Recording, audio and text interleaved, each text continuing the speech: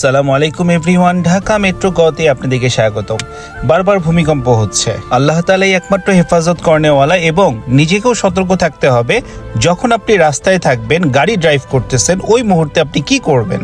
আপনি গাড়ি ড্রাইভ করতেছেন অথবা জ্যামে আছেন, হঠাৎ করে বুঝতেছেন যে ভূমিকম্প হচ্ছে, প্রথমত গাড়ির গতি কমিয়ে দিবেন এবং বড় বড় বিল্ডিং থেকে গাড়িকে নিরাপদ দূরত্বে সরিয়ে নিন।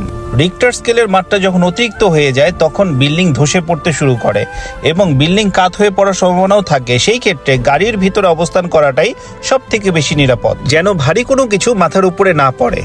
গাড়িতে পর্যাপ্ত পরিমাণ পানি রাখুন, কেননা কোনো কারণে যদি গাড়ির ভিতরে আটকা পড়ে যায়, এই পানির মূল্য তখন বুঝে আসবে। অনেক সময় বেশি আতঙ্কিত হওয়ার কারণে অনেক কিছু মাথায় থাকে না। খেয়াল করতে হবে কোনো বৈদ্যুতিক খুঁটি এবং বৈদ্যুতিক তারের নিচে আমি কখনো গাড়ি পার্ক করব না। বৈদ্যুতিক তার ছিঁড়ে গাড়ির উপরে পড়লে সেটা বিপদের কারণ হতে পারে। ভূমিকম্পের সময় আপনি যদি ফ্লাইওভার অথবা এক্সপ্রেসওয়েতে থাকেন, তাহলে আপনি খুব তীক্ষ্ণ দৃষ্টি রাখুন এবং সতর্কতার সাথে ড্রাইভ করুন, কেননা আপনি হয়তো জানেনই না যে সামনে হয়তো ভেঙে পড়ে আছে।